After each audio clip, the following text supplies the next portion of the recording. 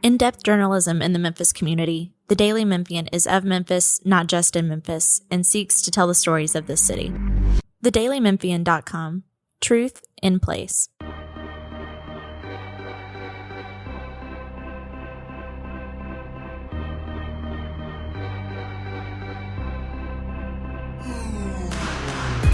Welcome back to the Daily Memphian's Memphis Grizzlies podcast. This is Drew Hill, joined as always by columnist and colleague Chris Herrington.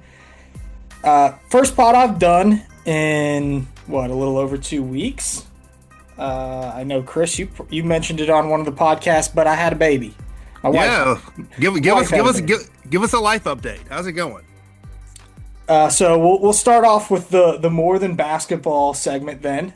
I heard from our editor David Boyd that some folks have emailed wondering what the heck is going on and why I'm not writing. We had a trip planned to go to Nashville. My sister is getting married next year. She was doing wedding dress shopping. This was around November the 13th, 14th. And so my wife was very pregnant at the time, but still a month out from the due date for the baby. And so she had an appointment with the doctor literally the day before and asked, is it okay if we go to Nashville? My sister-in-law wants me to be there for the wedding dress shopping. And the doctor said, go ahead. You're fine. You're not having this baby anytime soon. She did the whole checkup, everything. And we got to Nashville on Thursday, and the wedding dress shopping was on Friday. And I was obviously not going to be part of the wedding dress shopping. I was just going to hang out, just driving my wife because she was very big at the time and just feeling very pregnant. And so I said, you know what, I'll cover the Grizzlies road game because I wasn't going to travel for it anyway. I'll write about it was Grizzlies and Cavs from my sister's apartment in Nashville. And so I drove her out there, and on Friday morning we woke up and her water broke. So 3.5 hours away from home, we had a baby a day later. So wild story. That was a day of change for both the Grizzlies and it was a day of change all around. It was a John Morant, Drew Hill out. It was a Zach Edey, Harper Hill in. That was the outgoing incoming of that day. That's exactly what it was. So then I'm very thankful for Chris and Frank Bonner, who have kind of helped me out. I have spent the last 2 weeks very much in the newborn trenches. I'm tired. Why wouldn't I be? I have. So the good news about the Grizzlies and my job is that I don't get to sleep that much anyway, during the season. Right. And because it's a lot of late nights and driving home really late. And so I've been on the night shift, for the last week or so. We're very fortunate that my family came and helped, and my wife's family has helped. And everything is great. Baby's doing great. Mom's doing great, so everything is good there, which has been really awesome. And obviously, man, nothing really can prepare you for the emotional roller coaster that is having a kid. I mean, you know this, right? You have 2 kids yourself. Yep. But you're simultaneously thinking in your head and almost feeling guilt of my life is never going to be the same as it ever was, as it was before. But then at the same time, you're looking at your kid and you're like, this is the most amazing thing that's ever happened to me.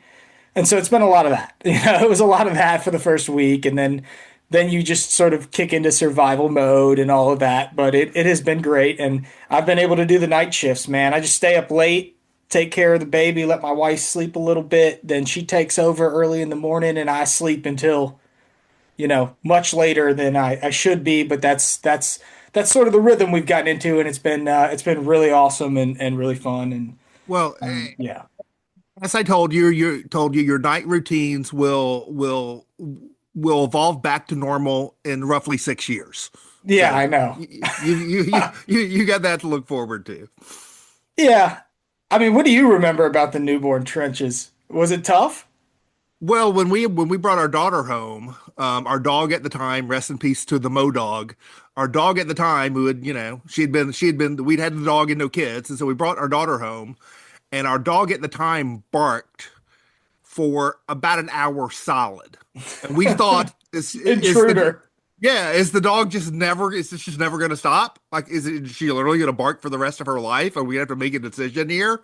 And she barked for about an hour straight, and then she stopped. And that was the number one thing I remember.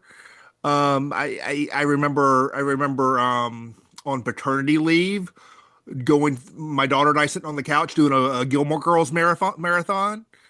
I remember her vomiting all over me once, like big time, not as a newborn, but like still in that baby stage, like really just all over me, just like gushing vomit all over me. That was a lot of fun.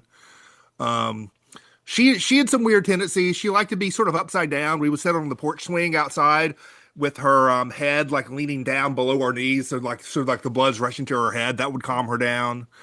Um, she wouldn't want the pacifier sometimes. She would want to suck on a finger. So we would be driving in the car, and one of us would have one of our whoever wasn't driving would have their hands reaching in the back so she could suck on our finger, and that would calm her down. All kinds of weird stuff with babies. Well, Man. two things. Two before we get to basketball, and we will get to basketball. So I've been like taking a note. So I've been a dad now for 2 weeks, basically, a little over 2 weeks. And I've been making lots of notes just to myself because that's sort of how I think. And, you know, I write a lot of things down, even if it doesn't involve my job, whatever. And dad lesson number one during the first week was like, I so many people are going to raise their kids based on the internet now. Like, how many Right. kids are going to be raised by Chat GPT over the next 5 years? It's like anytime you have a question, you go to that, and it's just like, it's all BS. I'm sorry. It's all BS because you do what you need to do to survive. Like, oh, there's so many I rules. think Don't do I this or don't do that. And it's like, no, you know what? If my kid's screaming at 2 in the morning and they're a few days old, I'm giving the kid the pacifier. You know, like it is, I you do what you need to do to survive as a dad. That was lesson number one, you know? I think that's right. I think your parental instincts do kick in, and you should trust them to a great degree.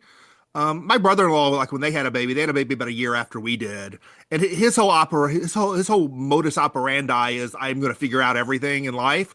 So he had just this enormous stack of books he's reading. We basically had the one book. We had the What to Expect When You're Expecting, the Yeah, classic, we got and it. like that was basically it. And like and we did fine. I had much younger brothers not even growing up. My brother Micah was born when I was a freshman in high school. So I sort of had been through the baby thing sort of once removed, as a teenager with a baby in the house. And my wife had done lots of nanny, had been a nanny and all that kind of stuff. We felt fairly prepared as much as you can, really, for that. But I think trust your instincts is a big part of it. So that was lesson number one, and lesson number two was that for your own sanity, you make your kid fit into your life, right? Like Yeah. you do everything for your kid, right? Especially right now when they can't take care of themselves at all. I've changed so many diapers already. But like you I for my own sanity, I was like, you know what? I'm gonna watch some of these Grizzlies games this week. Now I haven't watched every minute of every game because it's been a lot. The But like baby does not the baby does not care what you're watching. no, it's been pretty great. Like it's Yeah. a pretty Yeah. awesome experience to hold my kid and watch the Grizzlies or watch the Bears or do Yeah. whatever. Like I Absolutely. mean, good Lord, this kid's never seen the Chicago Bears lose. Like that's insane. All I've done my whole life is watch the Bears lose. This kid doesn't know. She has no idea. She's 3-0. Team's in first place. Her her her Grizzlies won three in a row. She might be the good luck baby. We've been joking about it. Like the Grizzlies started to turn things around a little bit as soon as she came back. She came into the world, I should say. her her, fir- So her first steps are going to be the Super Bowl shuffle. yeah, maybe. We were joking. Like, yeah, first step, Super Bowl shuffle, first words, roll tide. First game. I'm sure we'll be down at FedEx Forum. Like it's been really fun and great. And again, I'm thankful for everybody that's helped over these last 2 weeks, including yourself, Chris, to do some of these games. And um, It's awesome. It's awesome. But I would be lying if I said that I have watched every second of every game. I think that's pretty understandable. So the exercise that I was hoping to do today for the Grizzlies pod was a little bit of the Drew Hill catch-up game where I'm going to Yeah. feed you some questions and let you answer. But I think that these aren't they're not going to be repetitive for the folks that have been locked in watching every single game. I think there'll still be some good stuff here. So the Grizzlies played last night. They lost to the San Antonio Spurs for the second time in a couple of weeks. And so my first question of the Drew Hill catch-up game, Chris, is why does Harrison Barnes hate the Grizzlies so much? He really does, man. He's pushing CJ McCollum, historically Kevin Martin. I may have to update the Grizzlies glossary, which I need to update anyway. May have to add some Harrison Barnes to the Grizz Killer entry there. Barnes and Fox, both of those games, they sort of switched roles. In the first game, the Grizzlies lost at San Antonio. Fox was the leading scorer for the game, but Barnes hit all the shots, in the closing minutes to pull away.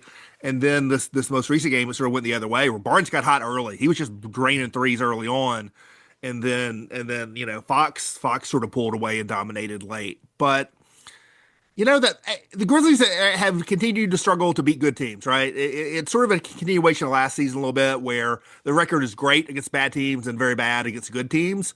And the Spurs, even without Wemby, have still been winning, and so that sort of counts as a good team. Both those games have been on the road. And I think, A, you see the Grizzlies not getting over the hump against the good teams yet, right? People are waiting for that to happen. But then, B, you've seen some athleticism issues, right? The difference between the quality of the athletes across the board on the floor for the Spurs versus the Grizzlies, and especially the idea that you got guys on the perimeter who can get hot and just take over. And while Cam Spencer has been dynamite, and we'll get to that, the Grizzlies really don't have guards who can take over, as scorers right now the way De'Aaron Fox did. Yeah. It's just I can't imagine lots of teams across the NBA feel like every time Harrison Barnes puts a shot up, it's going in. But it really felt like that in both of those games. Yeah. Those are two of the games that I was really able to sit down and watch. And we were joking. My dad was like, you need to explain to your kid that like Harrison Barnes is not the MVP of the NBA. He's just really good against the Grizzlies.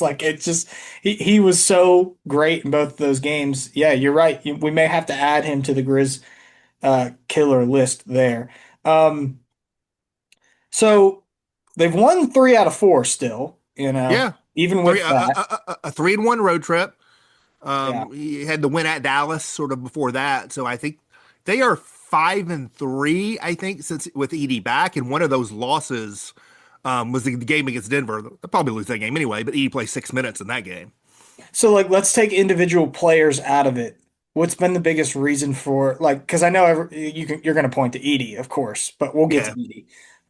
Just generally speaking, what's been the biggest encouraging sign? Is it the defense has sort of turned around a little bit? Is it that they found some offense?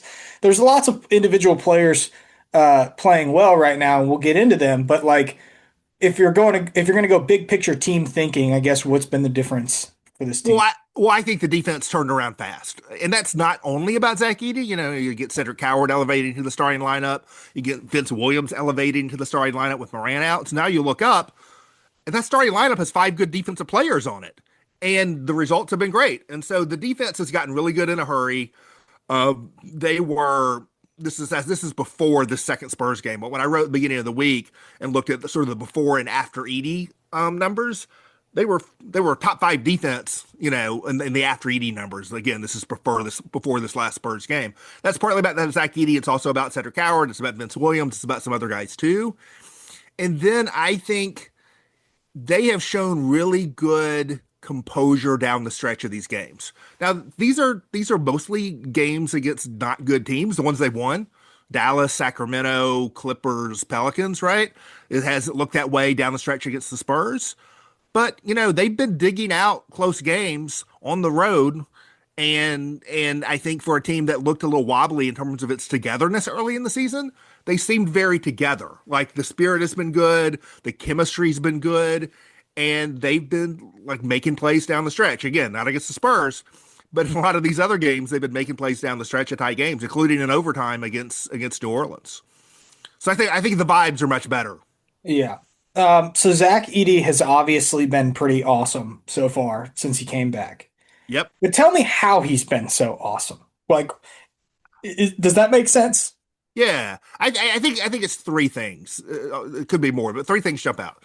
The first thing in terms of impact is just rebounding. He turned the Grizzlies were already pretty good on the boards without him. They were, I think, better than people expected without him early this season. They were like 10th or 11th in defensive rebounding before he came back. But they immediately became a dominant defensive rebounding team when he stepped back on the floor.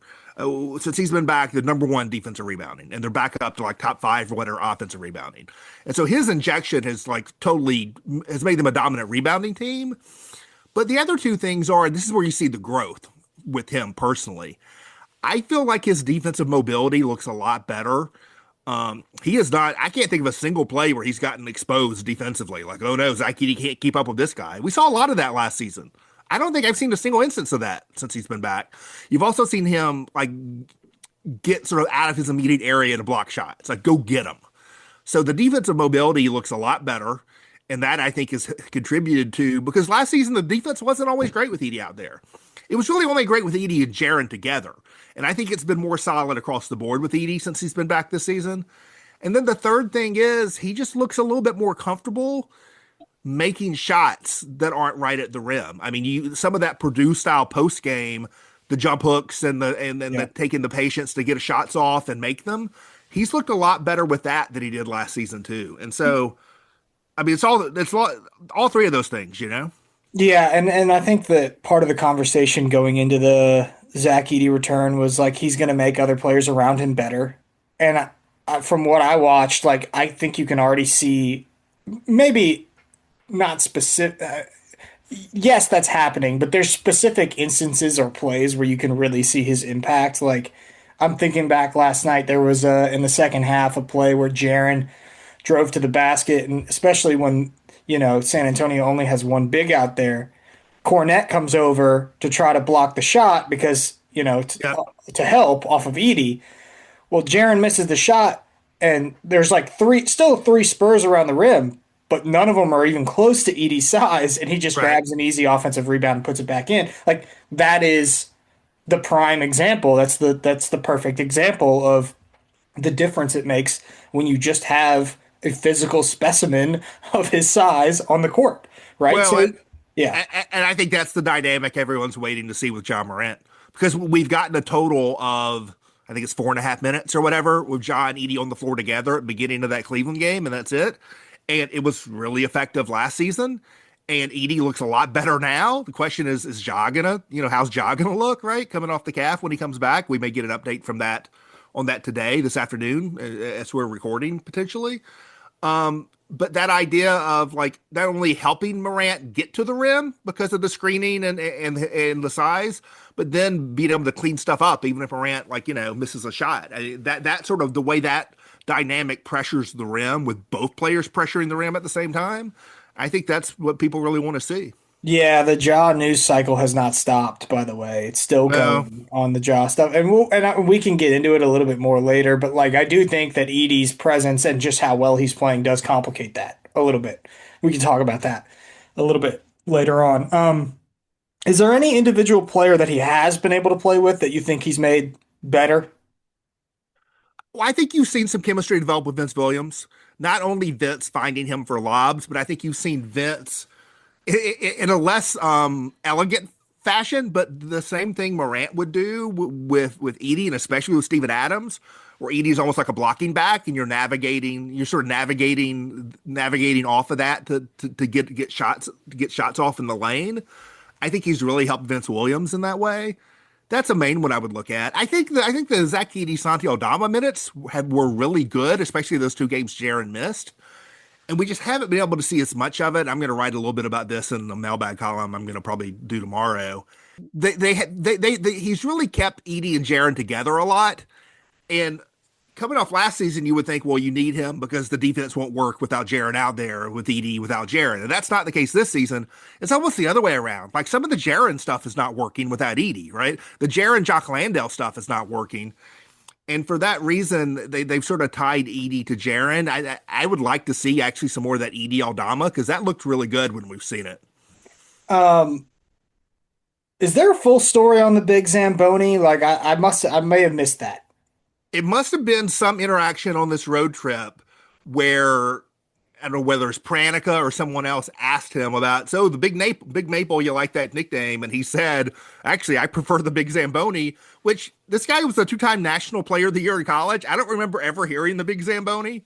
Like I'd never heard this before. It does check out, right? Like, it does completely. But I don't remember watching like college games and the announcer saying, the Big Zamboni with the basket over Donovan Clegan. Like that wasn't happening. And I don't want to insult the intelligence of our listeners on this podcast, but if you don't know what a Zamboni is, that's true. It's the machine that they use to clean the ice. It's like essentially a big truck.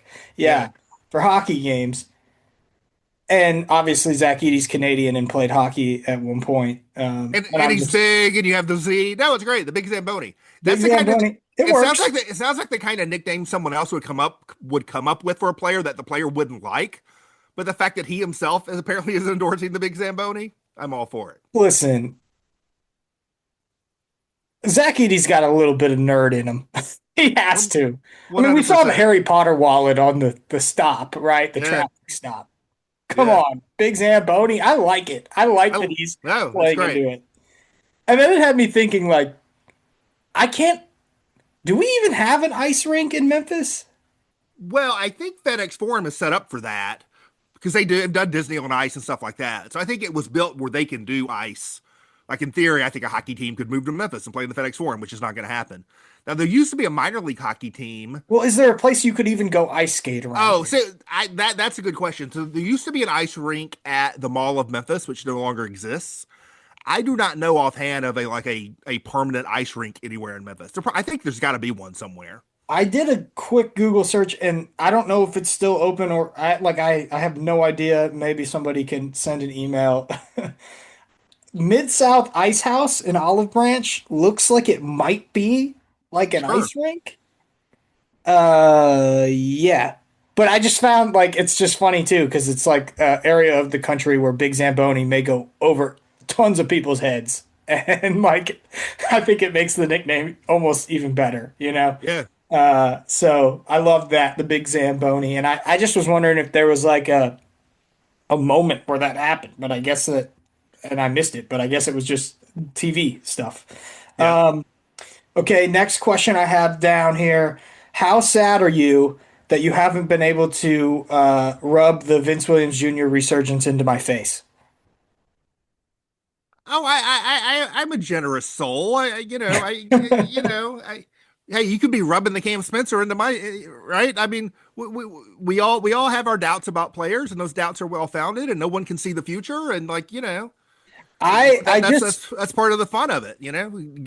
Players' careers take turns you don't expect sometimes. Yeah, I mean, I have to admit, I was definitely, I can go hand up on this. Like, I just wasn't sure that the shot was going to come back around, and that the other stuff. I don't know that it has. I don't know that it has. Right, but the other stuff had fallen by the wayside a little bit, and I felt like maybe if he starts shooting it better, the rest of the stuff will come back.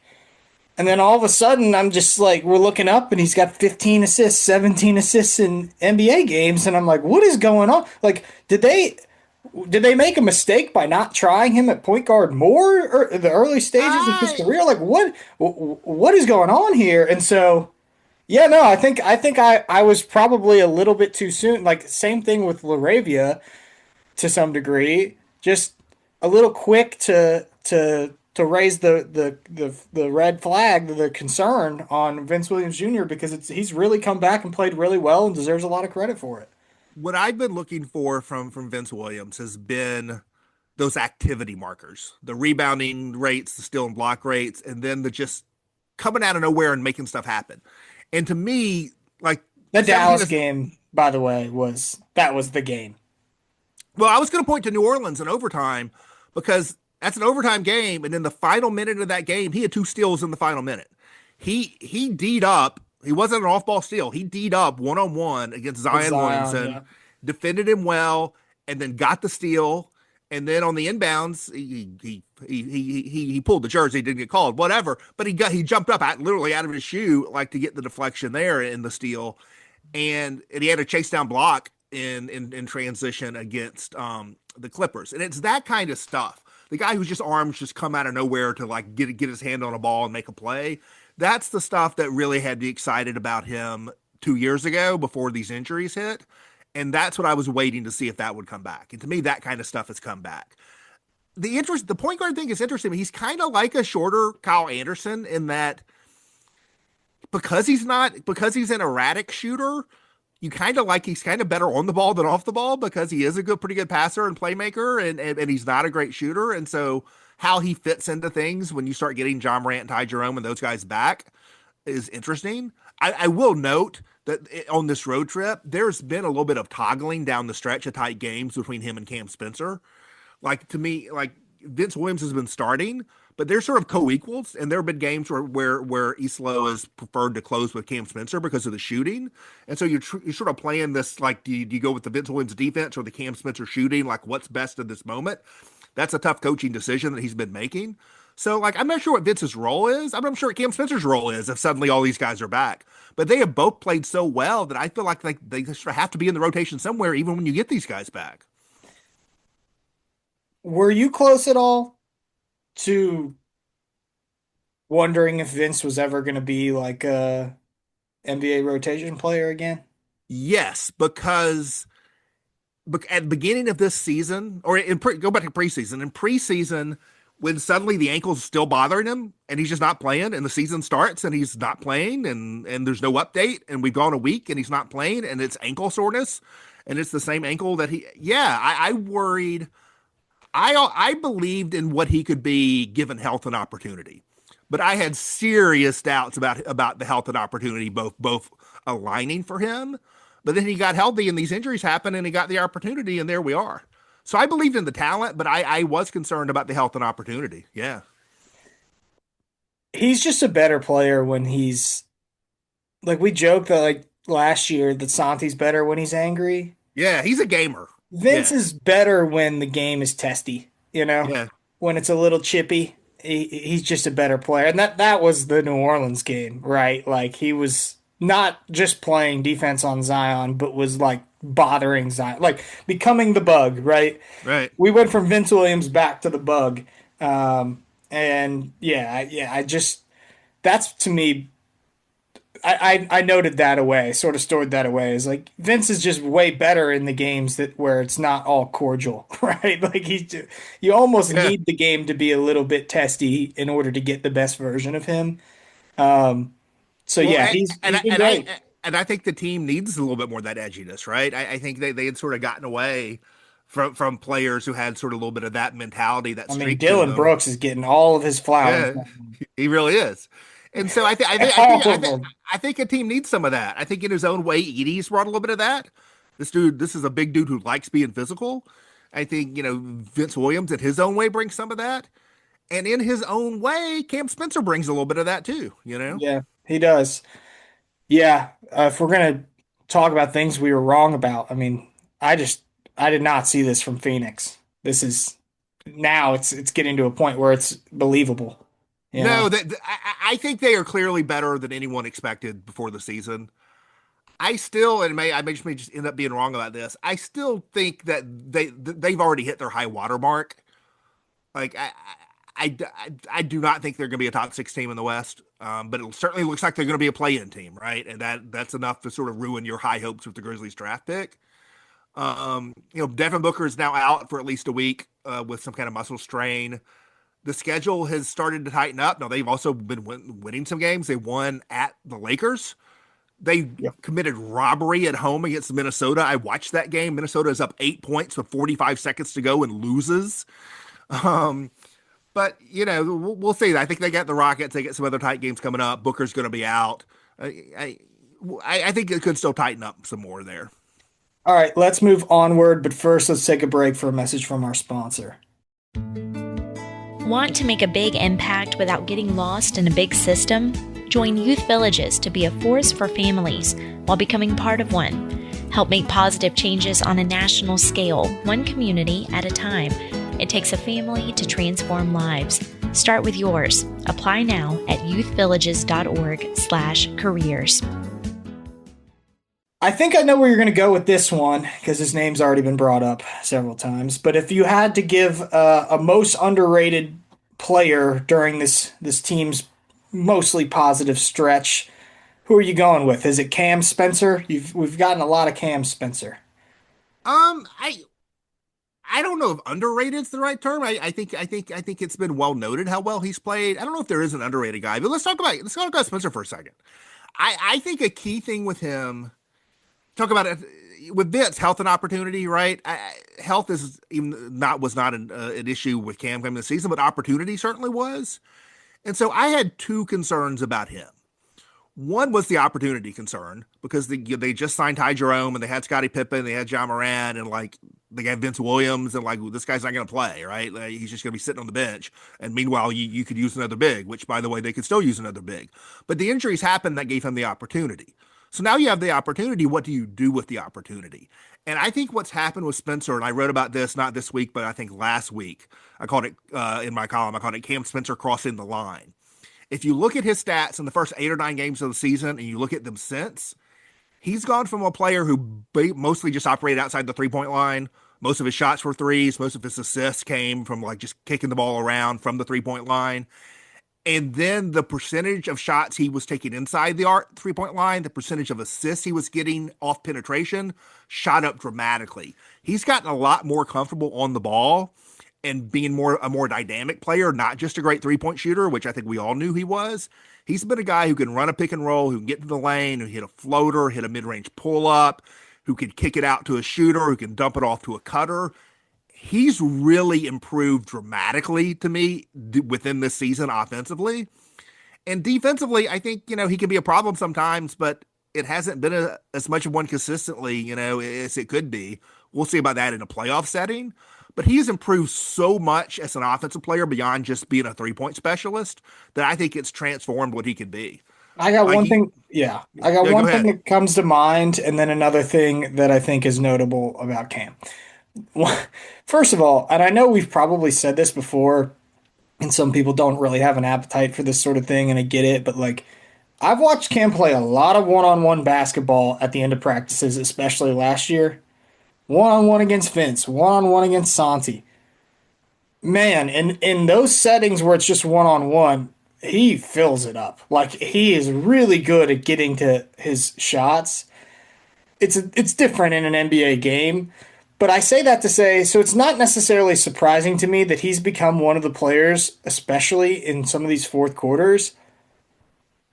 I like his confidence that he's going to make shots at the end of the games. Like, yeah, he's labeled and pegged as a shooter, and that's correct. In if you're gonna put a label on him as a player, but there's a difference between guys that are just shooters, like a Luke Kennard, for example, and guys that want the big shots, take the big shots, and make enough of the big shots to be trustworthy in those moments. He's becoming one of those players, and so And the Grizzlies don't have a lot of guys like that right now. And so I think that's been a big plus for this team. He's kind of in a role that they don't have outside of him at the moment. So, the way he's played since he's become a more dynamic on the ball player, not just a catch and shoot 3-point guy, the way he's really played these last 2 or 3 weeks is very, very similar to what I think the Grizzlies envisioned when they signed Ty Jerome. That's what I was going to say. Yeah, he's stepped into that kind of role. So let's do, before we get to Ja and Jaren, temperature check on Tomas Isolo. I know there was a lot of frustrations when I, had my little excursion to Nashville, but it seems like as the vibes around the team change, vibes around him are changing a little bit too. Yeah, it seemed like the temperature definitely cooled on that. I will say we happen to be recording the day after the loss at San Antonio, and I also rang the bell for my first mailbag of the season. And the most questions by far are about the substitution patterns, and especially in the fourth quarter, having like all the bench guys out there in the middle of the fourth quarter. That happened to go poorly last night against San Antonio. There's been other games where it hasn't gone poorly. And so that is like the micro thing I think people are fixating on, it seems, with Isolo. The substitution patterns are not as dramatic as they seem to be early in the season, but they are still unusual relative to what you expect to see in an NBA game, where he will do the thing where even in a tight game in the fourth quarter, there'll be a 2 or 3 minute stretch in the middle of the fourth quarter where he's the whole bench out there. In part, I think, so he can come back with the full starting lineup and finish the game. And it's an open question, like the cost benefit of that, right? Is what you're giving up worth what you're getting? It's an open question. I'm going to try to write a little bit about it. I'm not sure how I feel about it. It depends on the game, right? Yeah, like, yeah. And so I think people are focusing on that a little bit, but the fact that the team is starting to have more success, the team is looking a lot better.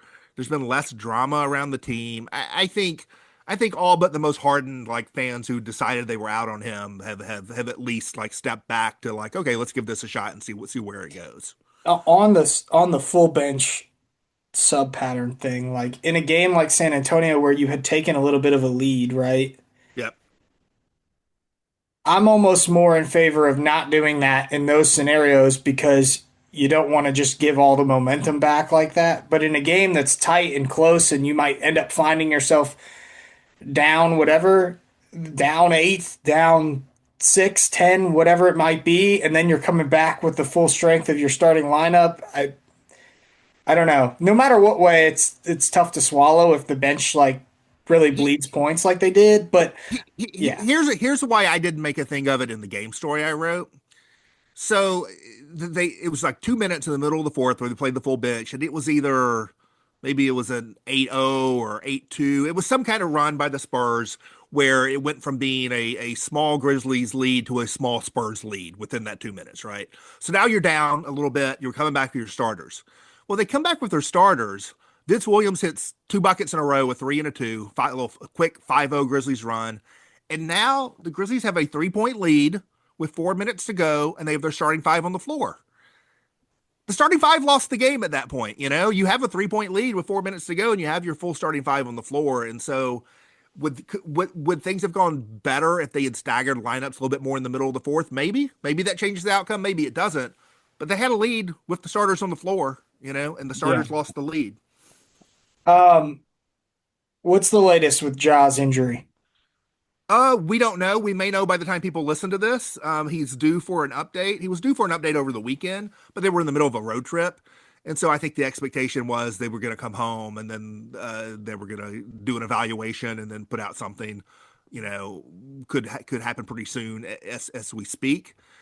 I think it's the kind of thing where even like the best case evaluation is probably, he's cleared to begin ramping up and it'll still be a few games. They do have a little bit of gap here in the middle of this week. This is a period where there are a little bit fewer games over this 2-week period than usual. It's like 5 instead of like 8 or whatever.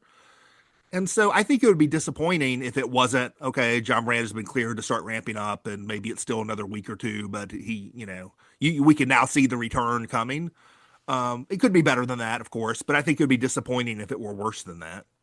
So Kobe Buffkin he's been on the court doing stuff, in practices and shoot-arounds and whatever. Kobe Buffkin got signed to a 10-day and then just didn't play. Right. So I guess we would know if they signed him to another 10-day, right? Yeah, Buffkin's 10-day was ending. Again, we're speaking on, what's today, Wednesday? Yeah. So today was the last day of his 10-day. The Tuesday night game was the last game, but Wednesday was the last day. So he was still on the contract, through today. And so, yeah, if they gave him another contract, clearly that would be a sign it'd be at least 2 more weeks. If they did not give him a contract, that would not necessarily be a sign. It could be like, you just he didn't get in the somebody game. else. That's right. So to me, him getting a second 10-day is it's obvious signal. Him not getting one is not necessarily a signal. But I think the hope is that you don't need to read tea leaves. Let's just have an update on John Morant specifically, right? That's how we'll find out. So there's a new ESPN story about Ja Morant, but also about LaMelo Ball and Trae Young from Tim McMahon and Bobby Marks, in which they anonymously interviewed several executives and scouts and that sort of thing. Um, I'll just read a couple of the quotes. Obviously, I don't think anything is imminent, and I do think that for everything we pointed out about Zach Edey and like how he's sort of made other players better, I hope that we're going to see a better version of Ja when he comes back with Edey on the court. Um, but some of these quotes that they got from West executives essentially said, one of them said, I think Ja is the one player, talking about Ja, LaMelo Ball, and Trae Young. I think Ja is the one player who maybe can be saved. If he's one of West executives said, if he's got to prove he can play to get paid again, you can get him. And then another West executive, it's a gamble, but I truly believe Ja will be fine at his next stop. But the Grizzlies are going to have to move Ja. They don't have a choice. I mean, those are pretty strong comments. What are your thoughts Well, on that? well, I don't know what the implication of that anonymous quote is. Why is he implying they don't have a choice, right? That could mean a couple of different things. So I don't know what he's trying to imply there. I think people outside, people looking from the outside have overstated the John happiness portion of I this. think so too. Yeah. Um, Particularly with Isolo and with other things. The fundamental, and I feel like I've done this on the pod. Maybe I haven't written it as fully, but the fundamental issue here, beneath all the drama, is that Morant's contract. The clock is ticking on his current contract. He's still got 2 years after this one, but it's starting to tick. He's to the point that he was extension eligible last summer. Realistically speaking, the Grizzlies are not going to carry him into the final year of that contract, just like they didn't carry Jared Jackson into the final year of a contract. That means, but at some point before you get to the final year of the contract, either you're doing an extension or a trade, right? You got to pick a direction and go in that direction. Now he has 2 years left after this one, so in theory, this could last another year and a half before you have to make that decision. I suspect it won't last that long. It may last until the summer. That's not necessarily something that a decision has to be made in season. It does not necessarily have to be at the trade deadline. You could play out this whole season, evaluate it this summer, and make a decision. But at some point, they have to either extend him or trade him because you can't just go into the final year of a contract without an extension. I don't think that is a tenable situation. Yeah, in the end, it's the same thing we've talked about. It's like the Grizzlies eventually have to pick, right? The Grizzlies eventually Yeah. have to decide if they think that Ja is a championship level superstar to lead a team, and they have shown no indication either way. Like, there's been commitment in the past saying, we're not trading Ja, and it's just fantasy if you Well, think that. But like, that's a decision that they have to evaluate every single season, it feels like, right? And like now that they have to evaluate that all over again, as let many me. teams do. I want to depart from that just a little bit and make one point about this. The Grizzlies have shown no indication they have given up on the idea of John Morant being that player. That is true. But they have indicated that they do not have a firm commit. They do not Right. have necessarily a firm belief he is that player because two things would have happened. A, he would have gotten an extension last summer. And Yes. B, they probably wouldn't have traded Desmond Bane. It would have been more of an all-in kind of thing. I think if John Morant going into last summer was the same John Morant coming out of 2021, 2022, a lot of different things would have happened with the whole franchise. And what the Grizzlies did was sort of a hedge your bets kind of thing. It's like, we're not sure. We need to see more. And we have to put ourselves in position to be able to go either direction based on where we think we're going with Ja. Yeah. And so they have hedged their bets on this clearly. Yeah, and go back and listen to the media day interview with Zach Kleiman, and he himself said, Yeah. in minimal words, it's a very big season for Ja Morant. I mean, come on. That means they're watching Ja Morant. They're waiting to see, what he's going to be. And so I think that, the quotes are interesting. They don't mean a whole lot because unless you know what the Grizzlies are thinking, then whatever. But I did find that story to be, I don't know. Some of the quotes were pretty strongly worded, I thought, from some of these West executives that Yeah. they talked to. So that was interesting. The other one is Jaron, who's been pretty inconsistent, honestly, all season long. I Yeah, thought the very. Kings game, he really sort of turned it back on and showed, you know, the type of player he can be when he's playing at his best, closed the game well. And then both of the games in San Antonio were just not, you know, not the best version of Jaron. And I don't know, at first there was I don't want to say excuse, but kind of that they didn't know exactly how to use him, and there's been all kinds of different conversations around Jaron, but I find it pretty hard at this point. Maybe you can do a better job of it, of pinpointing why he's been so inconsistent, other than he just hasn't played to the standard that the Grizzlies expected. I don't know if I can point to one thing and say this is why. I wonder if there's been some degree of physical to it in the sense that he had the toe surgery over the summer, then he had an ankle sprain. He's wearing these ankle braces. I've noticed, like Cam Spencer and John Morant are, and maybe that's something you have to adjust to. The fact that in that Sacramento game he had two dunks in the fourth quarter, both in like half court sets, which you don't see from him very much, to me felt like a positive indicator of okay, maybe he's starting to feel a little bit better, get a little bit more comfortable physically. And then he was just the San Antonio thing. It felt like one of those games where he was out of sorts, and then you get the fouls and that's on him. Like you should be good enough that you just fight through all that, right? But he doesn't all the time, and he didn't. I think it's a very interesting, this 3 game homestand coming up against, three middling teams. It's like the Clippers, the Blazers, and I can't remember who the third one is, the Jazz, maybe. Um, I think you would like to see some really strong play from Jaren Jackson in those games. He was the leading scorer on the team on the 3 game win streak they had at sort of that road trip. So he has had stretches of good play, but I think you had the right word for it. He's been very inconsistent. Yeah. We'll see what happens with him. Obviously, the name isn't quite he's not in the same I guess public eye as Ja, but he also is a player that the Grizzlies have bet on to play well, right? And gave him a huge contract this summer. Like they need him to play well. So it'll be interesting to see what the conversation is around him if it Well, for doesn't all find a the way to make it more for all the consistent. for all the focus on Ja, and for good reason, there's a similar decision with Jaron. It's not a contract decision. They already did that. They did the contract. I think they did the contract in part because they think that contract has value even if they decide to move it down the line. But there is a decision to be made, a long term decision. Like, are you moving forward with Jaron too? And I think those are separate decisions to a degree. I Yeah. think it could be a split decision, over the next year or so. That's possible. But they are similar decisions where they have to decide, what is our plan going forward. We're sort of in this transition period, and we need to decide what we're doing with it.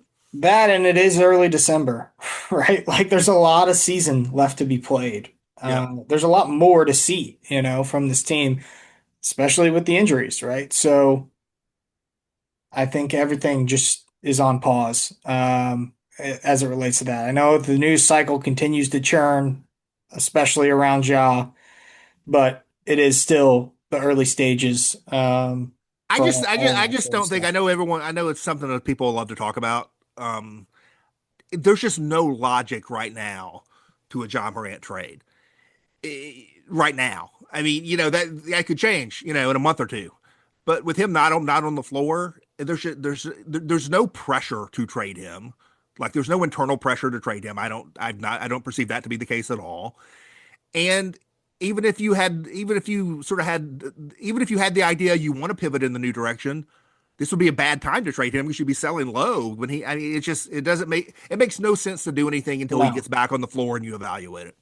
that and until you can see sort of and feel like you have a feel for where the team is. And if you don't Right. ever get that this season, because for whatever reason, injuries and all that sort of robs you from a true evaluation of where this team stands in the West and in the greater picture of the NBA, then you have to make a decision without it. But you're not forced into that right now. You still have a chance to return players and figure out what this team is going to be. Like that is not like dead. That dream is not dead at this point, despite a lot of the sort of negativity that has been around the team early in the season. Okay, let's go around the NBA real quick. We got the soft launch of the Giannis trade request earlier today. Did you see that? I saw the social media post. I have not had a chance to read the story. I saw something about a resolution in the coming weeks. You may have a little bit more insight on that if you've read the story than I do. It certainly feels like this may be the train leaving the station toward some kind of deal. Is there any particular team that you think would be fascinating if they were able to get Giannis? The Atlanta is very interesting to me because they've got that New Orleans pick in this year's draft, which I from a draft pick standpoint, I don't think there's a better individual asset if Milwaukee's trying to rebuild they could get than that.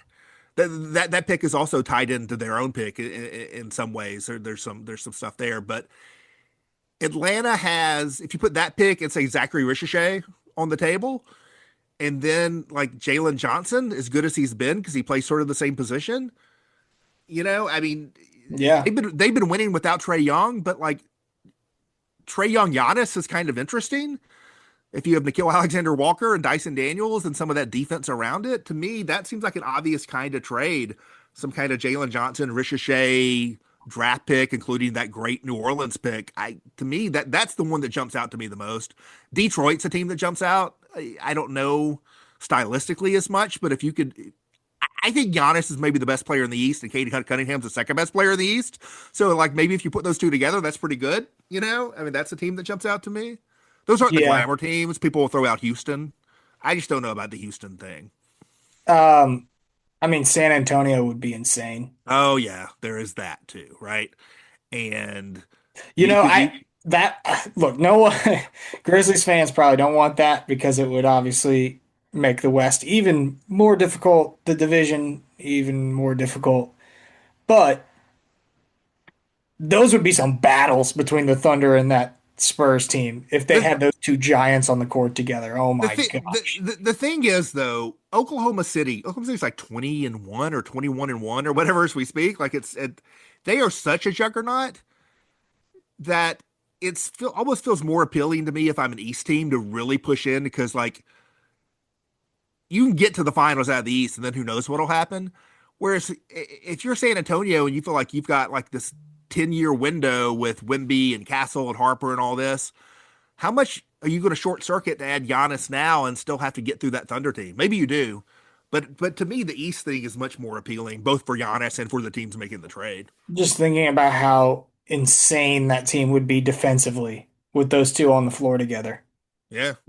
I mean, that would be incredible basketball watching to see the Thunder and the Spurs go at it in a playoff series with Giannis and Wemby on the court at the same time against the Thunder. That would be incredible basketball watching.